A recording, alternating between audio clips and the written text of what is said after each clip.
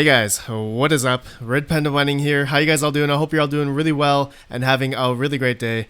In this video, I want to have a discussion regarding the RX 470s, 480s, 570 and 580s, mainly the 4GB cards, okay? And the main reason why I want to talk about these cards is because of what kind of coins they can mine, the profitability, and the DAG file that's associated to mining with these cards. Okay, so mainly with Ethereum and Ethereum Classic, as those are the two most profitable coins for mining Ethereum, or the most powerful per se, for efficiency wise, for mining ETH hash, which is the algorithm for Ethereum and Ethereum Classic, and a few other coins as well, which I'll talk about later in the video. But yeah, I just want to talk about these cards, and as these are the most popular GPUs in the market right now, I'm going to assume there are hundreds of millions of these out in the world right now, and yeah, a lot of people have these GPUs for mining. So to begin this conversation, just regarding the for Ethereum and Ethereum Classic, the DAG file currently for these two coins respectively are between 3.5 gigabytes right now, 3.5 gigabytes. And obviously in Windows, not very many people will be able to mine in Windows unless you're using Claymore version 15, which does have a fix for the 4 gigabyte DAG for the 4 gigabyte cards. But in another couple months, I would say it's not going to work in Windows, but mainly I would say a lot of people are using the 4 gigabyte cards in like HiveOS or SMOS or some other Linux distribution, which enables to thwart the DAG file issue in Windows. Okay, so. And when will Ethereum and Ethereum Classic hit these DAG files will be around, I guess, let's see, Ethereum, it says December 23rd of 2020, according to investnoon.com here. This is just a tool DAG size thing that they have here. And you guys can see 4 gigabytes. These cards will be rendered useless, the 4 gigabyte cards, by the end of this year, okay, as of making this video. And then with Ethereum Classic, same thing. November 5th of 2020 for 4 gigabyte cards, they'll be rendered unable to mine Ethereum Classic, assuming these two coins are going to stick with the algorithm or move off to something else in this year or the next year. We don't know. Okay, so as I said before, either a lot of people have moved to Linux distributions for mining with the 4 gigabyte cards.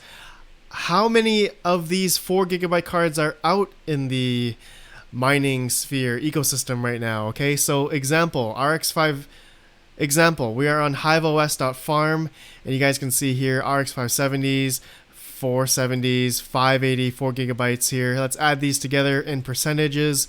23 plus 13, that'll be 26%, plus another 12, 36, 48%. Okay, 48% right now on HiveOS. Okay, 48% on HiveOS are these 4 gigabyte Polaris edition cards. Okay, so pretty much, I'm just going to say 50% are 4 gigabyte cards. And what's not to say that possibly 50% or 48% of the Ethereum hash rate currently, which is 169 terahash, 170 terahash, what's not to say that half of this network hash rate is 4 gigabyte cards, okay? So if you cut that in half, 170 divided by 2, that would be about 185, okay? 85 terahash. Imagine if there was that much, that much hash rate just for the 4 gigabyte cards. I'm just theoretically, okay? Theoretically, I'm just saying that could be a possibility. I'm not sure if that's exactly it. Maybe realistically, maybe 30 or 40% of the network hash rate will be 4 gigabyte cards. So once the DAG file hits over 4 gigabytes, I'm curious to know, how much of the network hash rate will jump off in this year, the end of this year, assuming Ethereum doesn't move to like ProgPow or proof of stake or something, okay? And same with Ethereum Classic. We're not sure what's going to happen with that if they're moving to SHA-3, which is an ASIC algorithm, okay? So I'll keep you guys updated regarding that. And yeah, so 4 GB cards, my friends. I'm just curious to know if you guys are going to be selling them or not, or if you are going to be mining another coin. Okay, so Ethereum and Ethereum Classic aren't the only ETH hash algorithms. Okay, so I'm on whattomine.com, and you can search up by algorithm. And you can see here there's Callisto, Dubai Coin, EtherGem, Elysium, Ether Social, Ether1, Metaverse, Expanse, Krypton, Lithium, Music Coin, Pearl, Quark Chain, Shift, and Soil Coin. All right, so there's a bunch of other ETH hash algorithms, not just Ethereum Classic and Ethereum, that you can mine with 4 GB cards, I'm going to assume. So it's not doom and gloom, okay, for 4 GB cards. And yeah, but whether or not these other coins will be profitable or not, once people will hit these 4 GB DAG files for Ethereum and Ethereum Classic, what's going to happen? Are these other coins going to go up? You know, once the hash rate goes up, this price is also going to go up as well?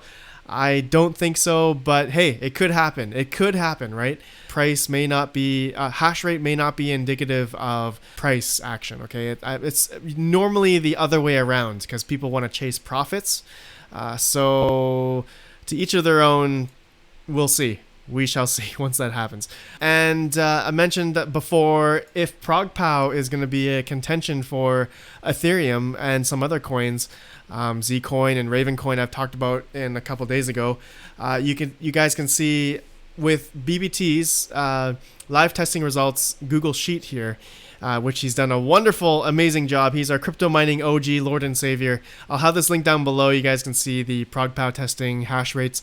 But really, an RX 470 at like, let's see, efficient clocks here, 165 watts, 7 mega hash on ProgPow. And let's say we go to, let's see, a 1660 Ti, okay, 1660 Ti on, let's say, 58 power limit, 58 watts, you get about 10 mega hash. So look how efficient that is compared to a RX 470 or 4 GB card. It's just crazy efficiency on the NVIDIA cards.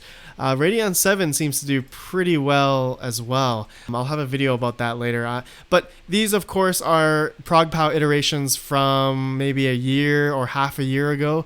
So these numbers could change, as I believe what Christy or Ogata, aka Ogata Girl, has said, that the kernels or the hash rates can be fine-tuned per algorithm, per coin, whatever.